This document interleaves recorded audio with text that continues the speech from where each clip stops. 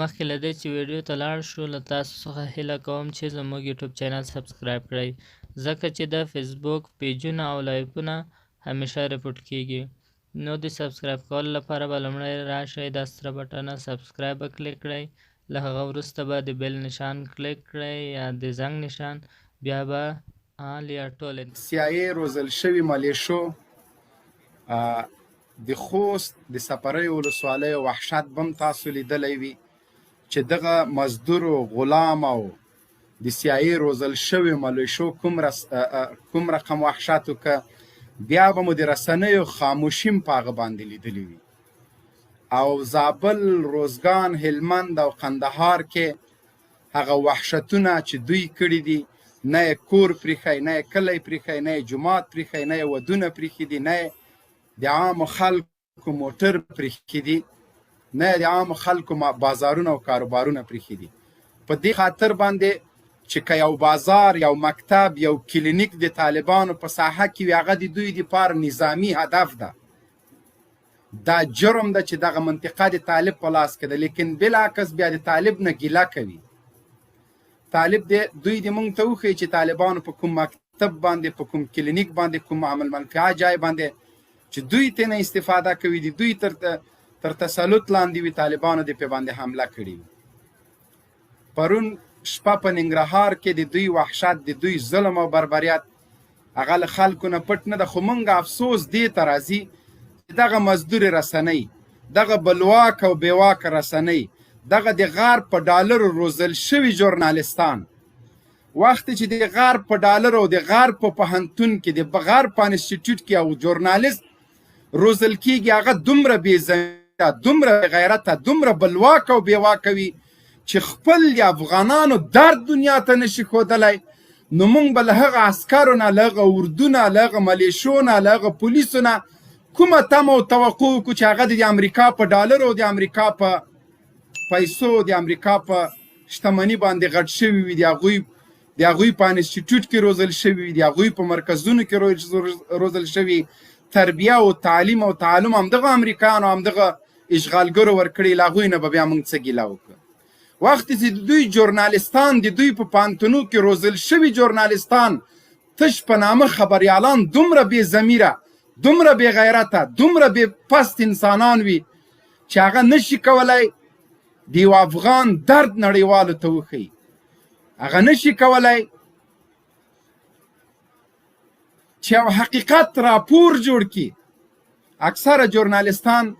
دغه د خوست په وحشت باندې چې دوی خاموشي اختیاره کړله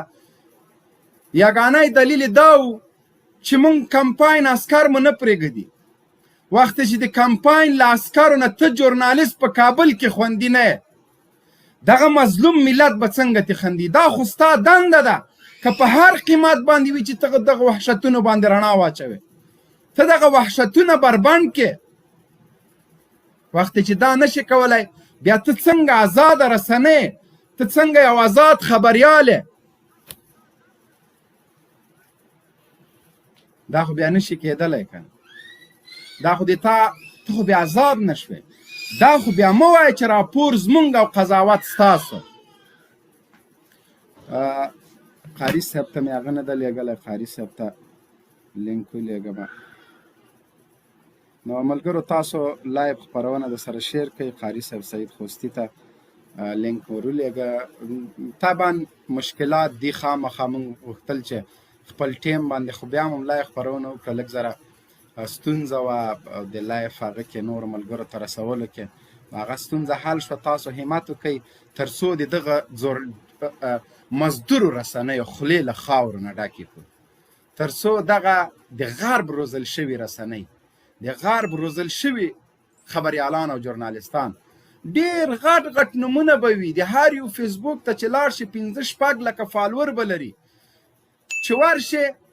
نن سندرغاړې مردار شوې ده دا ټولې رسنۍ تاسو وڅارئ نن یوه ډمه داسې وګډېدله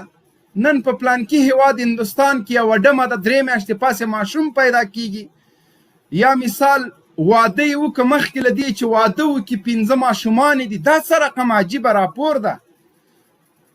په واشنګټن کې په سپینې ماڼۍ کې یو سپی یو څوک د سپینې ماڼۍ خبریاله وداړله، نن یې سپی له هغه جنبې وړه کلینیک ته. دا د دوی راپورونه دي، دا د دې رسنیو ما ته د سپینې ماڼۍ د سپي قصې کوي، ما ته د یو ډمې قصې کوي چې مخکې له دې چې واده وکړي 5 ماشومان پیدا شوي دي، ما ته د غرب کلتور راوړې. لیکن زما په بچیو باندې چې په وینو باندې لت پت دي، د CIA او د بلیک واټر د جاسوسانو لخوا نه کورونه او کلي ړنګ شوي دي، څاروي وژل شوي دي، هستي او نیستي بمبار شوي دي، باروتو خوراک شوی، په هغه باندې د قلم مات ده، ګوتې د لړزېږي، ژبه د ګونګه ده چې دغه راپور خپور کې. دغه وحشت کم از کم که تی نشي غندلی، دومره وکړه چې راپور جوړ که ورته دغه اصلي حقیقت ده، قضاوت تاسو وکئ. ته ما ته د سپینې ماڼۍ د ډمو قصې مه کوه، ما ته په کابل کې د ډمې د پایکوبیدنو د کانسردونو راپورونه مه راکوه. ورشه ټولې د غرب رسنۍ وګوره چې په افغانستان کې دفترونه دي، په زرګونو ډالر تنخواګانې اخلي، د هغوی راپورونه په پلانکي هیواد کې ایډز ده، په پلانکي هیواد کې یوه ډمه له پلانکي سره واده وکړه، د کرکټ ټیم سره یوه نجلۍ په هندوستان کې رابطه وکړله، بس دغه قصې دي او دغه خبرې دي. د پلانکي لور لاړه، د پلانکي ښځه لاړه، پلانکي دا وکړه، بس دغه قصې دي، نور په رسنیو کې موږ څه نه اورو.